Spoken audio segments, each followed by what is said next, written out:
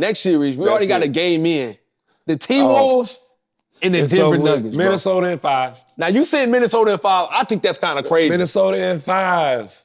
You want to shake on that on camera? We shaking on camera. Damn, you a little too confident. I'm telling you, you know they about to win, man. All right, so what you told me off camera was kind of crazy. It actually made sense. Tell them about the comparisons you drawing from that 2020 bubble team and this Minnesota team. They have the same prototype. Yep. They have it's almost the same. They got 3 bigs that can match up against Joker. They got an athletic big that can move, that's agile with Reid. Yeah. They have Rudy Gobert, who's actually playing the best defense out of all his defensive player of the year. Just the one. This is his best defense. Mainly because he's playing on the perimeter. Shout out to Rudy. He's playing on the perimeter. Which is crazy. He's moving his feet. Yeah, that's crazy. He's not, and the one thing about it is he's not the only one that's up like that. Yeah. When you watch their games, they're making everybody extend their offense. They're pushing them all the way up. They're pressuring, the bigs are pressuring. And Cat is a mismatch for anybody. So, like, Cat was already good, but I think AE coming there, being able for him to put up some numbers and let Cat breathe. Now we seeing the top of the key three-pointer. He ain't even got to jump. He be shooting them all out. He ain't jumping. And then he just be looking like, man, this is good. So I'm telling you, Minnesota in 5. Now, you still out of pocket percentage in 5. It's not going to be over in 5. It's going to be over, but not in 5. If Minnesota do win, it's going to be a 6-7 game series. They won game 1. They did win game 1. Now the pressure is on. The pressure is on. Denver is just such a fluid team. They are. I told a lot of people how much they lose by tonight? I don't know. What was the score? I think they lost by like 8 or 9. Okay. 10, almost 10. I told people that Cavaliers series, right? Yeah. I mean, not the Cavaliers, the Lakers series. It could have been the other way. 2 of them games went to buzzer beaters, and the Lakers won one. Okay. It could have easily been the other way around. Then I think after all the games, it was like a stat that said the Lakers won or had the lead for over 70% of each game. Correct. So I would not be surprised if they went home just from how they won the last series. It's kind of like they just came alive in the fourth quarter when they needed to, but this team is different with AE. They got a vet and Mike Conley, which a lot of people do not talk about. They got the total package. They got great coaches. They got depth. They got a dog, a leader of the pack in Anthony Edwards. Now they got guys who are really willing to play their role. That's why I was making that comparison to the Lakers team. They got the size. They have matchups. They got a LeBron-type prototype with Anthony Edwards. He is cold. AE is different, bro. And by the way, I got every AE that released since the original colorway. I'm on it. I'm already knowing. Got the best. So he got... AE got the best sneaker in basketball right now. The best sneaker in basketball? Hands down, number one. So they going to win. Yeah, hands down, everything right now, they touch is gold. And they about to drop the low right now, too. They about to drop the low. So now we got them out the way. You say that Timberwolves is winning in 5. Now we got to move to a different series. I want to know your thoughts on this. Thunder, Mavs. This the series. This the one. This going 7? This going 7. Okay.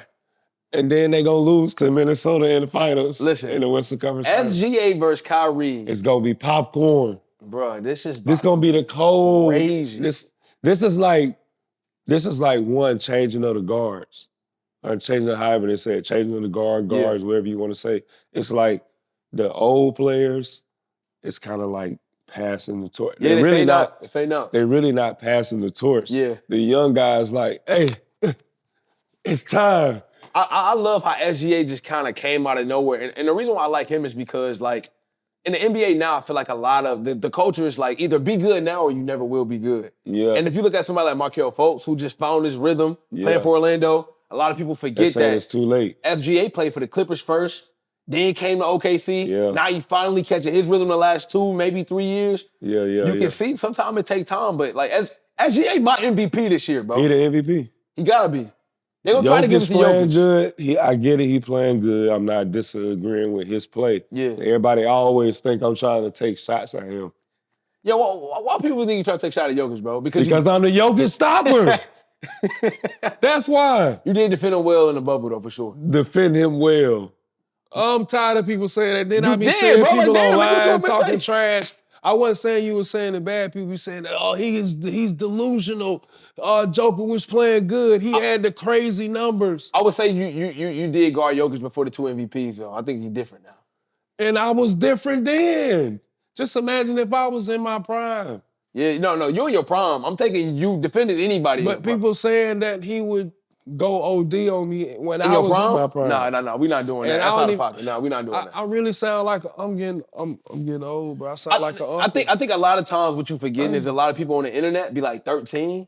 So at the time when you had 3 like defensive 13, players, they was 2 and 3 years exactly, old. bro. So like people who really don't know. But if you know basketball, there's nobody that can say you in your prime can't defend anybody. I don't give a fuck who it is. And that's just a fact. I've been getting discredited, bro. Yeah, that's crazy. Now, I don't know. I mean, like if you was to like get a season, go back now, I don't know. But in your prime, yeah, my money on you. Hell yeah. But like these, so right now, I don't know if these still good, bro. Like I don't know. He ain't jumping. Both of us ain't jumping off the ground, bro. What you talking about? That's a strong ass dude, though, bro. He might hit you with one of some of those. Like you said, he a strong dude, and then you show him throwing passes. Make it make sense. You don't need strength for this. I'm telling you, like, look at that. It's a lot of different things that he gonna be. Jokic is a complete package, though, bro. Jokic. I'm Jokic. I'm yoked up. I'm Jokic. What is you can talking guard about? Jokic right now, bro. I can guard Jokic right now. For a player, for a game. What you mean? You can guard him for a player, or you can guard him for an entire game. They ain't gonna play me for a whole game. How would you guard him? How would I guard Jokic right now? Yeah, how would you guard Jokic right now? See, it would depend on the scheme of the team. Okay. It wouldn't be fair for me. You back for the Lakers. You back on the Lakers. No, I'm saying it wouldn't be fair for me to just guard the way I would want to guard him. Right. Because I want to pick him up full court. Rash Diff, okay? He said, if there would be a player that you think can guard Jokic the way you did right now in the NBA, who would it be? And I think I know the answer to that one. You said it earlier. If there was a player who could guard Jokic the way you did. Jokic the way I guarded Jokic. Yep. That's playing in the playoffs now. I'm going to have to go with Minnesota Timberwolves. Rudy. Rudy. Yep. But someone that's a little bit shorter than him that can match up with him physically is the other guy on this team. Carl? No. Cat? No. That's the same person. You said Rudy. No, you said the same person. No, you said Rudy. Carl and Cat. That's yeah. But I'm saying, is that who you was thinking? No, Nas Reid. Oh, no, okay. 6th man of the year. I like Nas.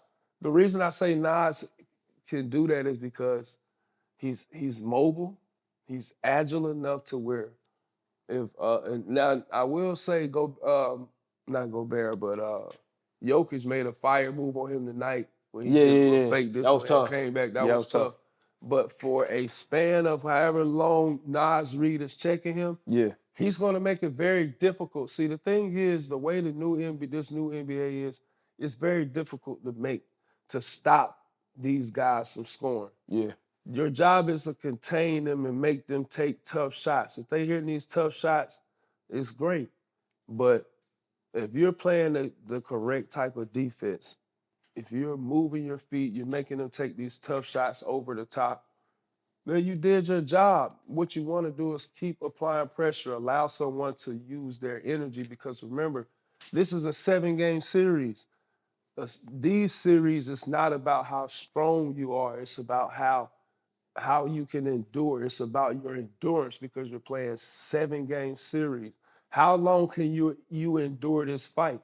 You might have the strength to fight for 1 round, but now you got round number 2, 3, 4, 5. Like, you gotta think about that. Like, your man's gotta fight a lot of. He gotta fight a lot of people. No, for sure. Do you agree with the firing Coach Darvin Ham, or you think that was a little extra? You know they was gonna fire him. Yeah, it was over. Yeah, I knew that shit. The season just ended, and they already fired everybody on the team. Yeah, it was out of pocket. Yeah, they got him out of here quick. That's crazy. What you think? I mean, Ham was cool with me. However, like, you gotta be honest. Rotations was a little wonky. Certain guys was getting heavy minutes, then no minutes at all. I am a fan of, like, players still gotta play regardless. So it was Ham's fault? That wasn't Ham's fault. He got to take some of that blame, though, for sure. But ain't it the Lakers? Ain't that's what happened all the time? When you win 70% of a game and you lose it in the fourth quarter, whose fault is that? I think it got something to do with coaching. I'm gonna be honest with you. Okay. Because if you can win 70% of the game, and you keep losing the fourth quarter. Now it's clutch time. Fourth quarter is like when you make all your final adjustments, ain't it? Fourth quarter is like you've been watching quarter 1, 2, 3. Now it's time to bring it home and make your adjustments. And you putting the best players on the court, and it's the best players' job to get the job done. So whose fault is it? So it sounds like you don't agree with that. No, I don't. Okay. Because the players play. Coaches have some fault with it. Like with Phoenix, I believe the reason why is because they didn't consistently play, but only like 6 or 7 guys. Yeah. So now when isn't that common though in playoffs for like a short rotation?